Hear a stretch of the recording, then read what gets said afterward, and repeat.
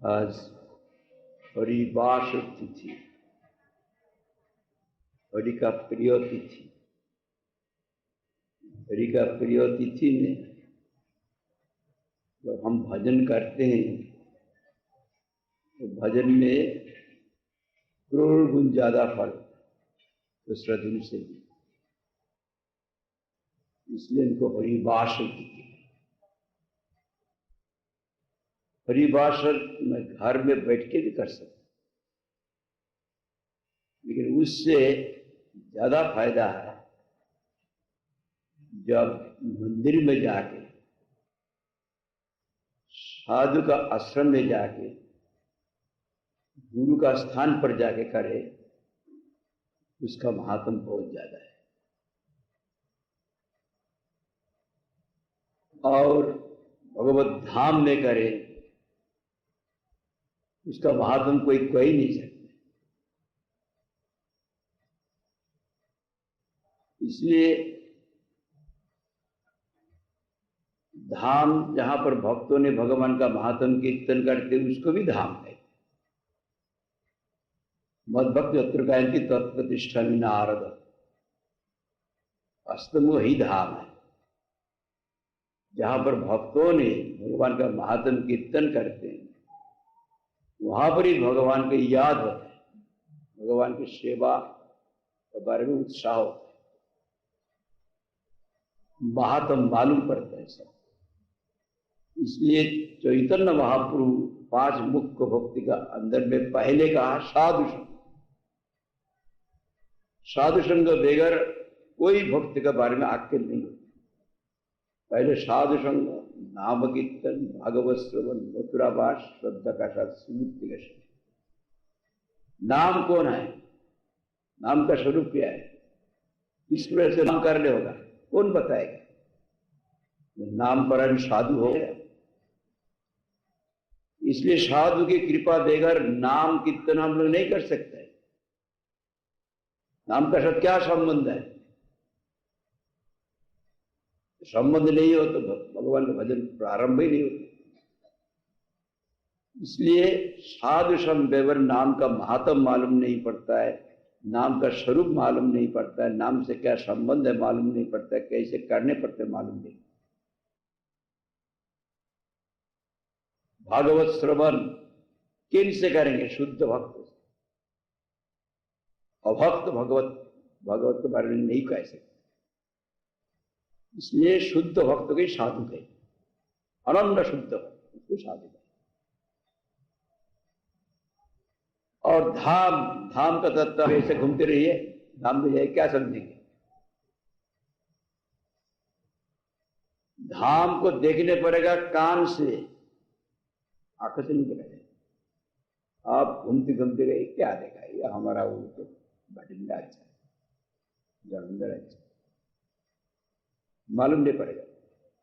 जब धाम का महात्म शुद्ध भक्त बोलते हैं तब हम देखते हैं।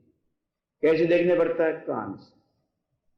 कान से किससे, किन से सुनेंगे?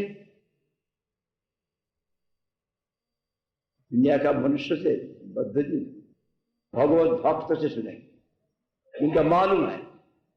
इसे धाम का स्वरूप मालूम होगा शुद्ध भक्त। इसलिए शिव विग्रह को भी मालूम होगा शुद्ध भक्त से। साधु का संग पहले बोला। हम लोग का कोलकाता मठ में हम लोग जाएंगे, यहाँ क्या है मालूम नहीं। वहां पर जन्माष्टमी में बहुत जनता इकट्ठा होता है। राधाष्टमी, जन्माष्टमी, गोवर्धन पूजा, अन्नकूट, महाप्रभु का आविर्भाव उत्सव, ऐसे। लेकिन कोई विशेष अनुष्ठान नहीं है और कोलकाता मठ भर्ती है, तो आपका पंचांग देखने नहीं पड़ेगा। एकादशी,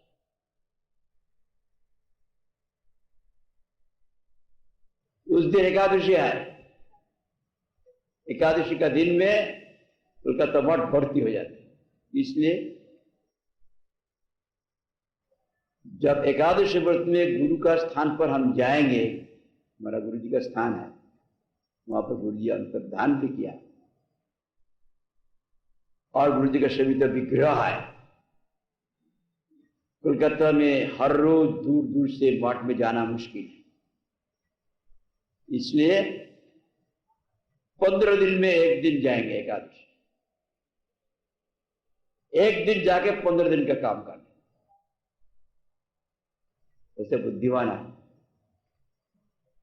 जैसे अर्थनीति में क्या कहते, इकोनॉमिक्स में, less time less energy more profit, economics. Less time less energy more profit. And if you go to what where sadhus are performing, are worshipping Supreme Lord, there is actual transcendental realm.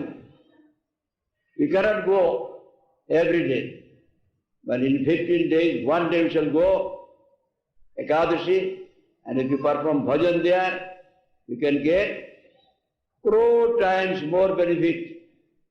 So we are getting all benefit by going to the mosque and observing Ekadashi Vrata there for one day, and we are getting the fruit of 15 days for the other days. होता है, 14 दिन का काम कर लेंगे, 14 दिन का काम एक दिन में कर लेंगे। Less time less energy more profit. प्रकार ये भी चैतन्य गौरी मठ हो गया। यहाँ का सब भक्तों ने दिया, तो पूरी महाराज आज सबको बड़ी बड़ी मेंबर के पास। हम लोग मठ करेंगे, लेकिन चैतन्य गौरी मठ करेंगे। आप इजाजत दीजिए तो आप कहते हमारा पूरी महाराज ठीक है आप करिए, लेकिन सेवक हम दे नहीं पाएंगे, सेवक हमारा नहीं है। ठीक है, सेवक देने की जरूरत नहीं, आप बोलिए चैतन्य गौरी मठ नाम से हम कर सकते हैं। गौरी मठ ने परमिशन दे दिया, सेवक नहीं दे, लेकिन मठ जब हो गया अभी सेवक मांगते हैं। 400-500 भक्त है यहाँ पर, सेवक मांगते हैं। तो अभी हमारा ज्येष्ठ गुरु भ्राता पूज्यपाद स्वामी भक्ति श्री दामोदर महाराज विग्रह स्थापन किया, सहायता हमारा सब मठ का सेक्रेटरी स्वामी भक्ति विज्ञान भारती महाराज ये है, आचार्य हमारे सब है, हम भी है, प्रतिष्ठा कर दिया। अभी जब सेवा ठीक से नहीं होगा किसका अपराध होगा? जो किया है उसका अपराध होगा।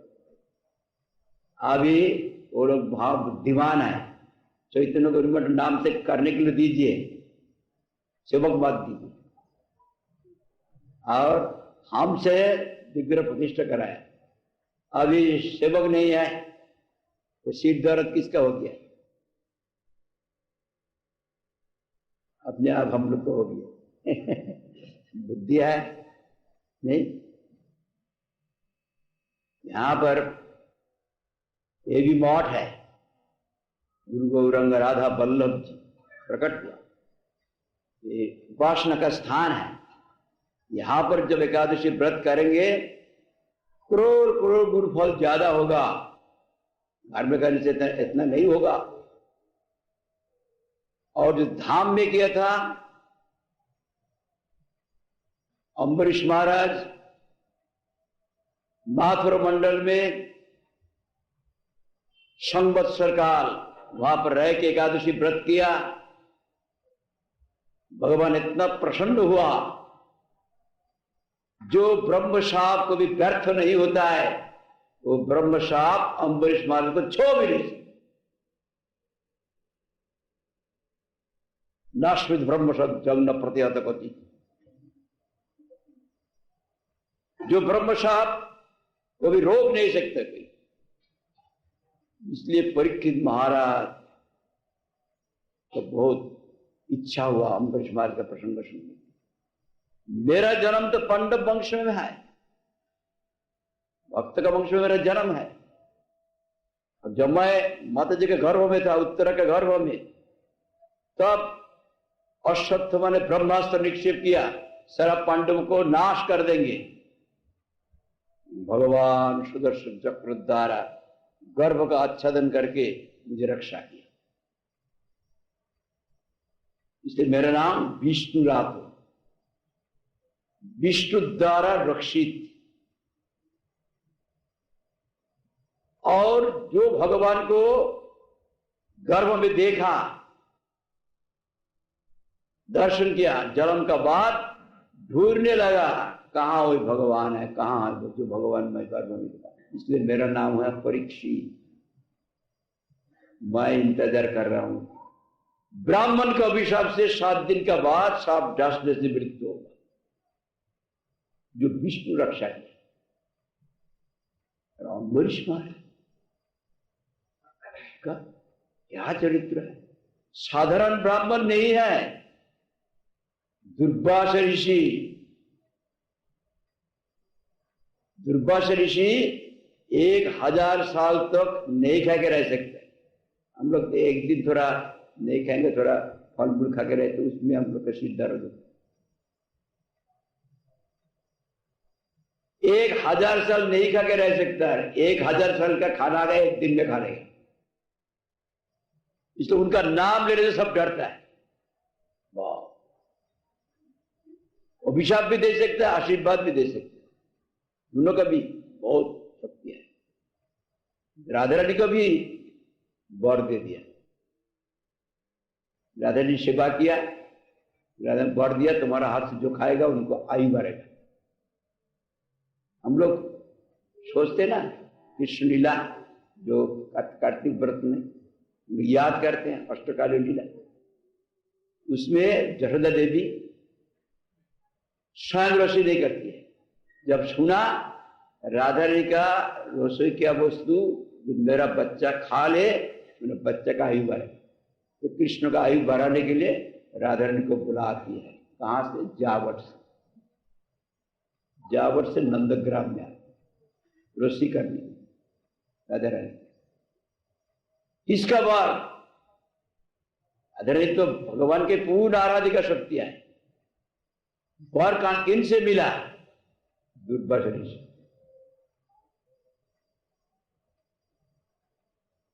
उनका अभिशाप अम्बरीश महाराज को कुछ भी नहीं कर सका। ना बड़ा शक्तिशाली ब्राह्मण है, जो भी नहीं। इसलिए अम्बरीश महाराज संवत्सर काल एकादशी व्रत किया। माथुर मंडल भगवान का धाम, इसलिए भगवान इतना प्रसन्न हुआ।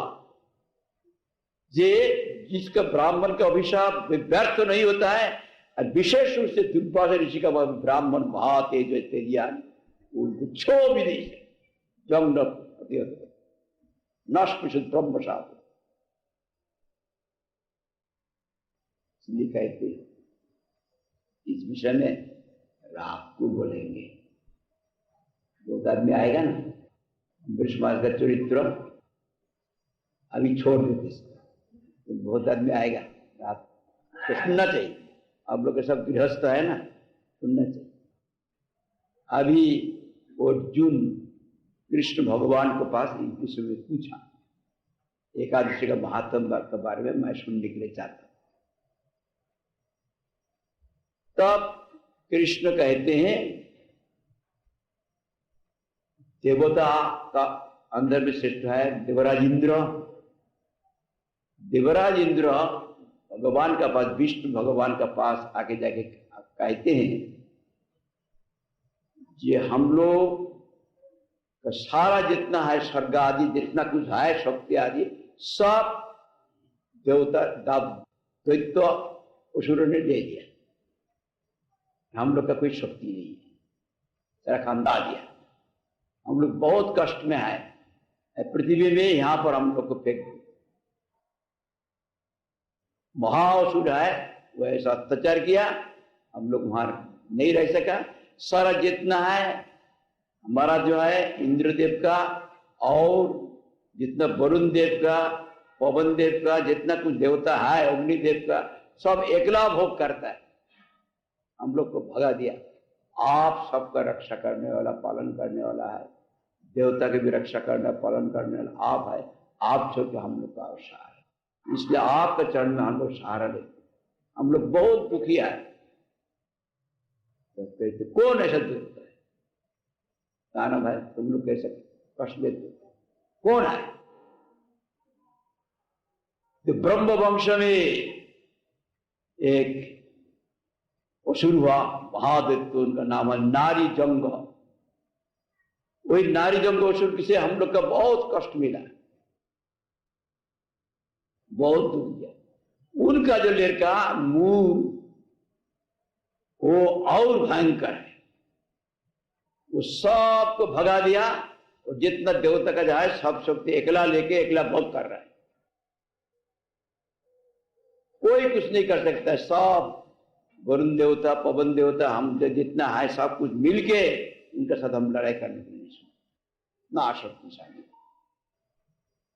हम लोग भगा दिया, आप हम लोग का रक्षा करें। कहां रहते हैं? चंद्रभागा। ठीक है, तुम लोग जाओ, मैं जा रहा हूं। उनको मैं निधन करूं। तब सब देवता सब फौज लेके आ गया और भगवान भी गया। जाके जब देखा मूर असुर, उनका साथ में बहुत फौज है, गर्जन करने लगा गुस्सा से, कौन आया? और ऐसा लड़ाई किया, लड़ाई से ऐसा मार दिया देवताओं को, देवता सब भाग गए मूर। लेकिन भगवान जो है, भगवान एकला घूम रहा है, सब को भगा दिया। देख के उनका और गुस्सा हुआ, एकला घूम रहा है। और जो असुर है उनको तो परास्त कर दिया, लेकिन मूर असुर का साथ तमाम हथियार देके लड़ाई किया, तब भी उनको परास्त नहीं कर दिया।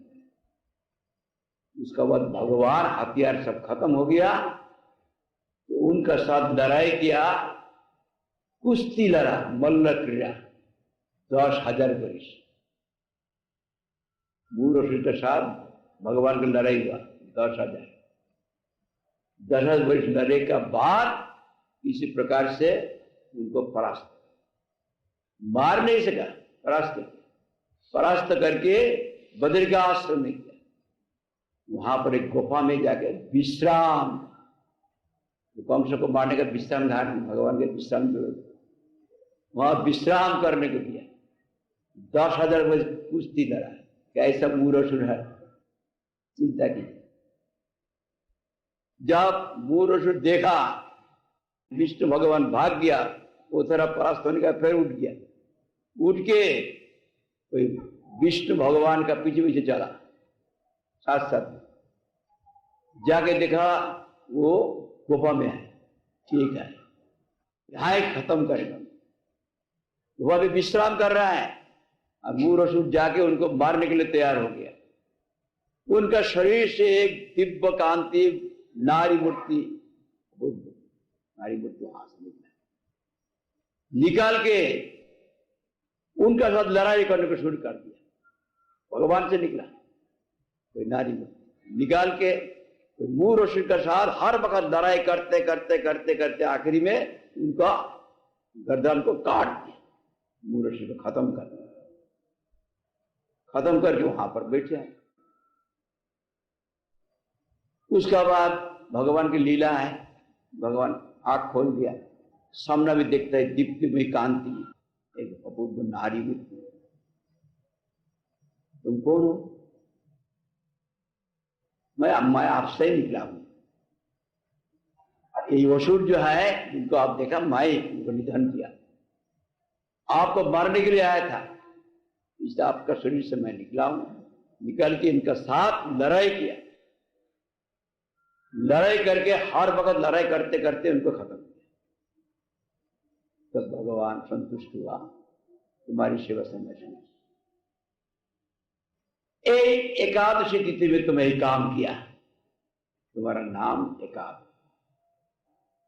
एकादशी व्रत जो करेगा मैं उनको प्रसन्न हो जाऊंगा, सारा पाप से। और कुछ लिखा वो हम लोग को जरूरत नहीं है, स्वर्ग में जाएगा, हम लोग स्वर्ग नहीं चाहते, दुनिया का आप इतनी से स्वर्ग लाभ को इसलिए। लेकिन हम लोग एकादशी व्रत किस लिए करते हैं? हरिभक्ति विलास में क्या लिखा? उपावृत्ति पाप्य पापे जस्तु वासु गुण सविज्ञ सर्वभोग विवर्जिता। तमाम पाप से निवृत्त होकर तमाम सद्गुण के साथ भगवान का नजदीक में निवास करना, ये होता है उपवास का तात्पर्य। उपावृत्ति पापे, तमाम पाप से निवृत्त होकर तमाम सद्गुण का साथ भगवान का नजदीक में रहना, उपवास। नहीं खा के रहना ये उपवास का तात्पर्य नहीं। नहीं खाने का मतलब क्या होता है? पूरा समय भगवान में देंगे, खाना पीना के लिए नहीं। नहीं खाने का ही मतलब होता है। लेकिन नहीं खाया और शरीर में पित्त भर गया, बीमारी होकर अस्पताल में दाखिल हुआ, ये उद्देश्य नहीं है। और पेट की सोच रहा है, पेट के बारे में कब खाएंगे कब खाएंगे, ऐसे नहीं। हर वक्त भगवान के नजदीक में रहना। मैं देखा हमारा एक गुरु भाई को निरंबु उपवास किया, देखा निरंबु। लेकिन निरंबु तो आसाम में कि बंगाल में करने से इतना मालूम नहीं होता है, वहां तो मॉइस्ट क्लाइमेट है ना। तो निरंबु किया। हम लोग यहां से दिल्ली से गर्मी का मौसम में जा रहा है हैदराबाद में जा रहा है। अभी वो गाड़ी में उठ गया, तो हम लोग अभी 12 बजे का बाद 1 बजे के बाद थोड़ा कुछ ले लेंगे। कहते नहीं, हम निरंब कर, निरंब हम खाएंगे नहीं, पानी भी नहीं पिएंगे। तो ठीक है, वो जो पानी नहीं पिया तड़प रहा है। अब अंगोछा को गीला करके शरीर में दे दिया, इतना गर्मी है ना, शरीर में दे के सो गया। कहते हैं ऐसा करने की क्या जरूरत है, थोड़ा पानी पी लीजिए। नहीं, निरंबो। आप एक लोटा लिया, लोटा में पानी भरते के, ठंडा पानी भरते के पेट में रखा। हम देखा सब बना, अभी यही खत्म हो जाए ना क्या हो जाए, तो इतना करने का जरूरत नहीं है, थोड़ा नहीं लगे।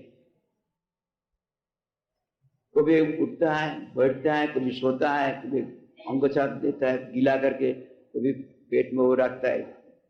तो क्या तो चिंता हो रहा है? तो भगवान की चिंता तो चला गया। ये तो तात्पर्य नहीं है। अभी हम भी किया था ये जलंधर में किया ना, उसके बाद हमको वहां का आदमी होशियारी कर दिया। आप बंगाल में करते, यहाँ पर ऐसा करना आपको उचित नहीं हुआ। हमारा गुरु जी किया था। इसलिए जन्माष्टमी में हम लोग जलंधर में था, वो पन्ना विद्यालय के ऊपर में, याद है कि नहीं? बहुत गर्मी। उसके बाद दीनबंधु ब्रह्मचारी जो पर्वत महाराज, बहुत ऐसा है नृत्य कीर्तन करने वाला है दीनबंधु, वो भी था। हमारा निष्किंचन महाराज था, ये भी लुधियाना है ना, जलंधर। हाँ नहीं, फैंटनगंज जलंधर में होता है ना, जलंधर ऊपर में। वहां पर वो लोग देखा, इंद्रजाल किया, कन्या विद्यालय, ओके ध्यान में तो नहीं होगा, फैंटनगंज कन्या विद्यालय है ना, इसके ऊपर में आप लोग याद होगा। वहां से हम लोग जाते थे। अभी ऊपर में रखा, नीचे में नहीं रखा, ऊपर में सारा गर्मी है। उसमें जन्माष्टमी आ गया। जन्माष्टमी में हम लोग रात 2 बजे तक पानी भी नहीं पीते, अभी जब सुबह हो गया, 8 बजा 9 बजा, सब घूम रहा है, महाराज सब घूम रहा है, हम लोग सब घूम रहा है। इतना प्यास लगा, जाके गुरु महाराज के पास, आप थोड़ा ऐसा इजाजत दीजिए जैसे हम लोग पानी पी सकता है, इसलिए थोड़ा शरबत पी सकता है, ठीक है। गुरु जी स्वयं नहीं लिया, तो मैं क्या, मैं देख लूं, नहीं खा के देख लूं। अरे भाले हर साल करते हैं, अभी थोड़ा देख लूं। तो लोग तो क्यों देख लूं, गुरु जी तो इजाजत दिया, देखने का क्या है, ले लिया। नहीं हम मैं देख। उसका बाद पर्वत महाराज को दीनबंधु को, वो मुझे थोड़ा प्यार करते, वो आया, सब पानी पी लिया, शरबत ले लिया, अब क्यों नहीं लेंगे। मैं तो सब करता हूँ, थोड़ा देखने, हमारा गुरु जी नहीं लिया, हम थोड़ा देख लेता। क्या देख लेते, ले लिया, वो पीछे लगा, हम देंगे कि नहीं लेंगे, आपको बोलने का क्या है, आप लीजिए। मैं तो चाहता हूं कि मैं थोड़ा व्रत करने के जितना कोशिश कर रहा हूं, आपका क्या होता है, नहीं लेने पड़े। तो मैं नहीं लिया, वो एक तो पंखा के नीचे में सो गया, और ऐसे चीज का ऐसा करते थे, और उठता ही नहीं। हम पानी नहीं पी, उनका क्या गुस्सा हो, एकदम सो गया, क्या करेगा। तो मैं देखा शाम तक जो उपवास रहा ना, उसके बाद हमारा हाथ में जलन होने लगा, हाथ में जलन, जैसे आग लगने से होता है ना, जैसे जलन। तो वो और थोड़ा बढ़ते बढ़ते जब गुरु महाराज जी वो 10 बजे शुरू किया भागवत पाठ, वहां पर कोई अनुष्ठान नहीं है, आविर्भाव प्रसंग पाठ करेंगे, मैं बैठा, सब बैठा, मेरा यहाँ से यहाँ यहाँ यहाँ, वो जलन ऊपर उठ रहा है, हृदय मेरा याद है, इतना जलन हुआ, कोई स्थान पर भगवान यहाँ हो रहा है। उसका बाद जब हो गया भगवत पाठ 12 बजे के बाद, फिर 1 लोटा गुड़ का पानी पिया, पानी पीने से भी कुछ नहीं हुआ। फिर 15-20 मिनट के बाद और 1 लोटा पी लिया। ऐसा करते करते करते फिर धीरे धीरे धीरे पंक्ति होने लगी। अभी वहां पर मैं किसी के पास ऐसा बोला, आपको तो यहाँ पर इतना, यहाँ पर गर्मी बहुत ज्यादा है ना, यहाँ पर इसे लू लगता है, अब बच गया, भगवान को बचा दिया, ऐसा नहीं करना है। यहाँ पर पानी पी के पेट भर्ती रखना चाहिए। यहाँ पर ऐसा बंगाल का माफी चलने से अब मर जाता, अब बच गया। एक क्लाइमेटिक कंडीशन है ना, क्लाइमेटिक कंडीशन वहां पर ऐसा है, पटांगे उतारो, मेड्रास में तो गर्मी है ना, सब पटांगे उतार के एकदम लंबा साष्टांग दंडवत। जब शिमला में हम लोग जाते, पुजारी लोग एकदम साफ ऐसा कोट फोट पहन के ऐसा पूजा करते, छुट्टी होता है ना, और वो पटांगे उतारो, वो पटांगे उतारो ऐसा करके तो निमोनिया होके बस खत्म। इसलिए ऐसा हर एक जगह में ऐसा नहीं चलता। रशिया में पटांगे उतारो, राजा -20 डिग्री, वहां पर जो ऐसा करेगा तो खत्म हो जाएगा। उसका घर में हीटर है, सब गर्मी कपड़ा है, सब कुछ है। इसलिए क्लाइमेटिक कंडीशन देख के करना चाहिए। इनका भी पानी पिया, शरबत भी पिया, लेकिन उस वक्त जो पेट में कोई गड़बड़ हो गया, सारा पार्टी का अंदर जब तक रहे तब तक उनको दिक्कत होगी, याद है ना। ऐसे भगवान का नजदीक में निवास करना, पेट का नजदीक में नहीं। जब जरूरत पड़े थोड़ा ख्याल हो, उसमें क्या होता है।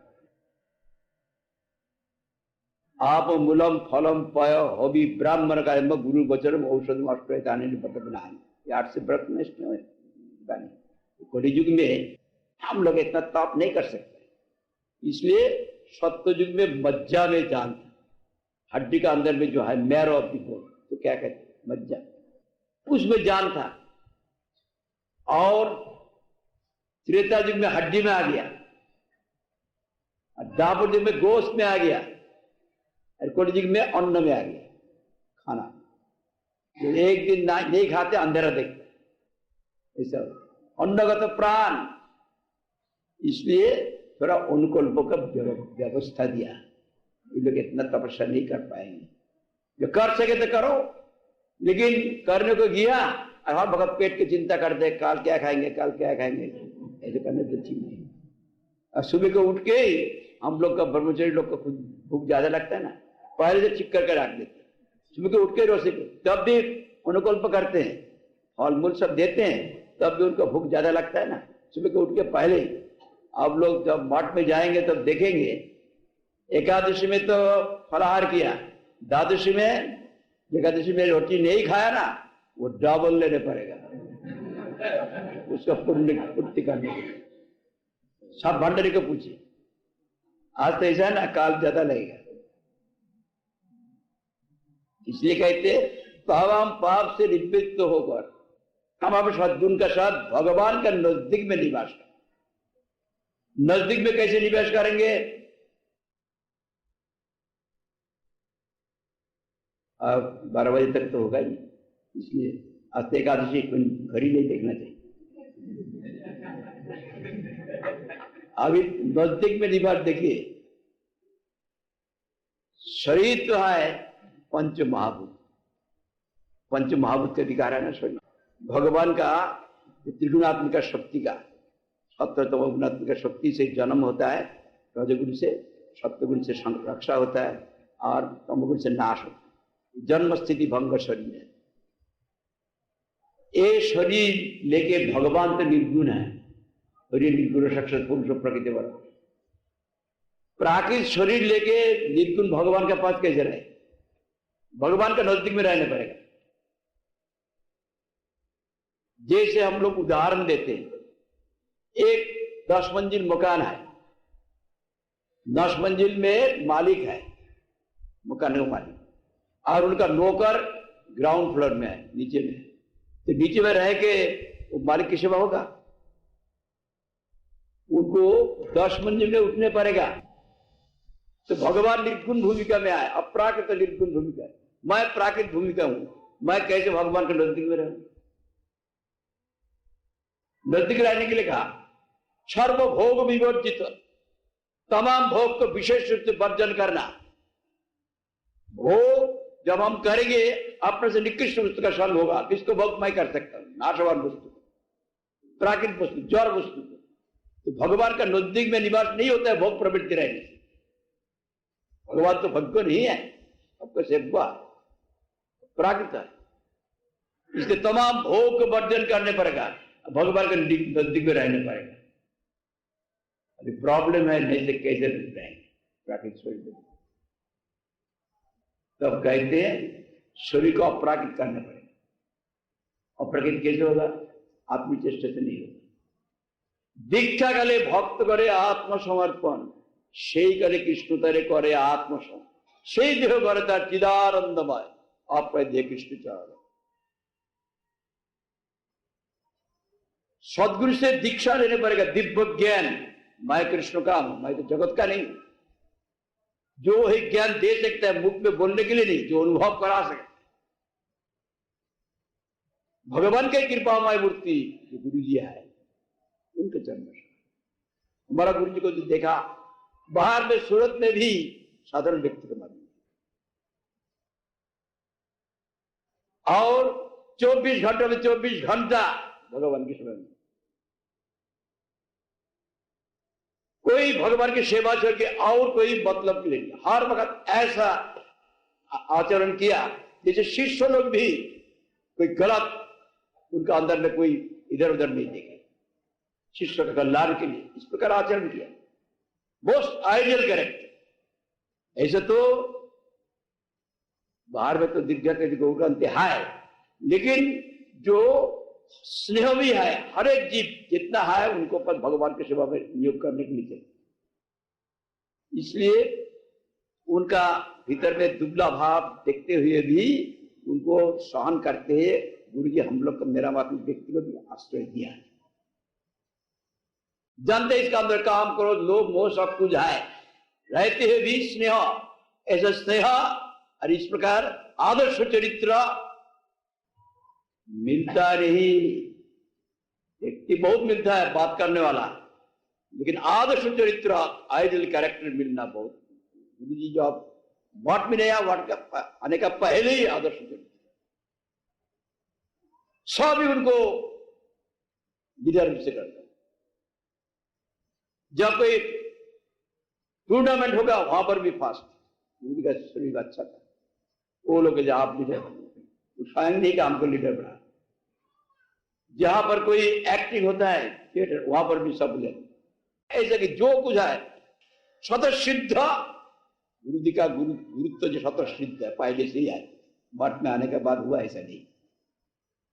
इस प्रकार है, इसलिए इस प्रकार जो व्यक्ति कहां मिले, इस प्रकार सदगुरु क्या करेंगे, भगवान का कृपामय मूर्ति उनका सहारा लेंगे तो हमको आत्मसात करेंगे। भगवान गुरु जी का कृपा मूर्ति आपका आत्मसात चिदानंद सच्चिदानंद तब भगवान दीक्षा गले भक्त करे आत्मसमर्पण, সেই গেলে কৃষ্ণ তারে করে আত্মসম, সেই দেহ করে তার চিদানন্দময় आपके देह की चरण। बहुत कठिन है, सहज नहीं है, लेकिन चैतन्य महापुरुष एक सहज पंथा बतला दिया जो आप आचार्य महाराज से सुना, शायद सुना अभी। क्या चैतन्य महापुरुष कहते, एक कलियुगी में इस प्रकार शुद्ध भक्त का अनुगत्य करके निर्गुण रूप धारण करके निर्गुण अवस्था प्राप्त करके निर्गुण भगवान का पास रहेंगे, बहुत कठिन, लेकिन एक सस्ता है। क्या है, महाप्रभु बोल दिया, देखो कलियुग का युग के लिए, जिसलिए सत्य त्रेता दापर युग का ऋषि मुनि मनुष्य एक कलियुग में जन्म लेने की इच्छा की। सहज पंथा क्या है, हरिवसरे हरि कीर्तन विधान, वहां पर शिवा संगम में चैतन्य महाप्रभु कहते, देखो हरिवसन में क्या करोगे, भगवान का नाम और भगवान एक, सारा शक्तिमय नाम में देते, नाम नाम कर बहुधा निज सर्व शक्ति तत्रा नियमित वर्णन काल इतर भगवान मवापि दुर्दैव मिद्रिशम हाजुनी नानुराग। हम लोग कार्तिक पद में याद तमाम शक्ति दे दिया, मेरा दुर्दैव है, मेरा बहुत दुर्भाग्य है, इतना सुंदर मौका मिलते हुए भी भगवान का नाम करने में रुचि नहीं है। मुख्य नाम मधुसूदन गोविंद गोपीनाथ मुख्य नाम, तमाम शक्ति दे दिया, उनको ग्रहण करने के लिए कोई उम्र का विचार नहीं किया।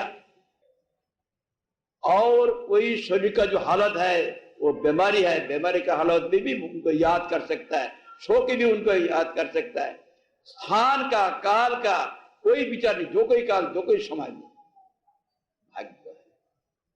यहां पर कहते हरिवासर में हरि कीर्तन विधान, श्रीवास संगम, श्रीवास पंडित जो नारद जी का अवतार है, हरिवासर में क्या करना चाहिए, हरि कीर्तन विधान, नृत्य आरण्य पुल जगत प्राण, जगत का प्राण कौन है, परमात्मा, आत्मा का आत्मा परमात्मा, सब के कारण गौरंग महाप्रभु, और नृत्य आरंभ कर दिया, पुण्यवंत शिवा संगनी शुभारंभ, उठिल कीर्तन ध्वनि गोपाल गोविंद, हरि राम राम, हरि राम राम, जो कीर्तन करके काजी को उद्धार किया।